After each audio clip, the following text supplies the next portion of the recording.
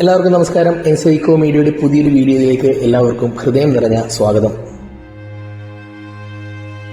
ആനക്കേരളം ഇന്നലെ കേട്ട ദുഃഖവാർത്തയായിരുന്നു പ്രദീപൻ എന്ന ആനക്കാരൻ മരണപ്പെട്ടു എന്നത്.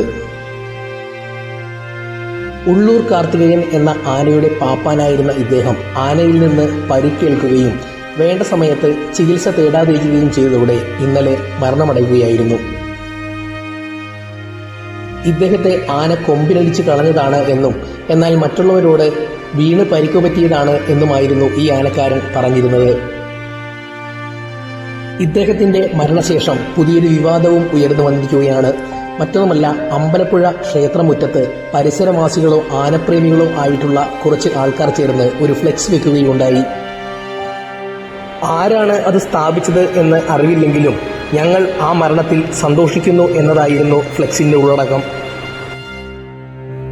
ഇതിന്റെ കാരണങ്ങളിലേക്ക് പോയാൽ ഇവർ അവകാശപ്പെടുന്നത് അമ്പലപ്പുഴ വിജയകൃഷ്ണൻ എന്ന ആനയുടെ അകാല മരണത്തിന് ഉത്തരവാദി അന്ന് ചട്ടക്കാരനായിരുന്ന പാപ്പാന്മാർ ആണെന്നും അതിൽ ഒരാളാണ് ഈ പ്രദീപൻ എന്നുമാണ് പരിസരവാസികളോ ആനപ്രേമികളോ ആയിട്ടുള്ള ഈ ഫ്ലെക്സ് വെച്ചിട്ടുള്ള ആൾക്കാരുടെ അവകാശവാദം.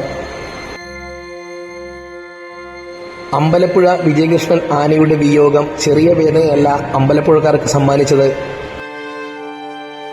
ആന ചരിയുകയും ആനയുടെ മരണാനന്തര ചടങ്ങുകൾ എല്ലാം നടത്തുകയും ചെയ്തതിനു ശേഷവും അവരുടെ മനസ്സുകളിൽ അമ്പലപ്പുഴ വിജയകൃഷ്ണൻ ഇന്നും ജീവിക്കുന്നു.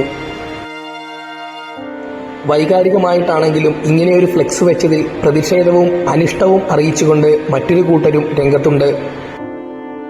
എന്തുതന്നെയായാലും ഒരാളുടെ മരണത്തിൽ സന്തോഷിക്കുന്നത് ശരിയല്ല എന്നാണ് അവരുടെ വാദം.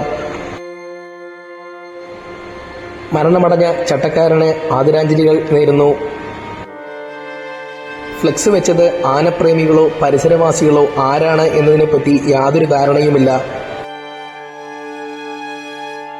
ഇത്തരം സങ്കടകരമായ വാർത്തകൾ ആനക്കേരളത്തിൽ നിന്ന് ഉണ്ടാവരുതേ എന്ന് പ്രാർത്ഥിച്ചുകൊണ്ട് നിർത്തുന്നു. നന്ദി, നമസ്കാരം.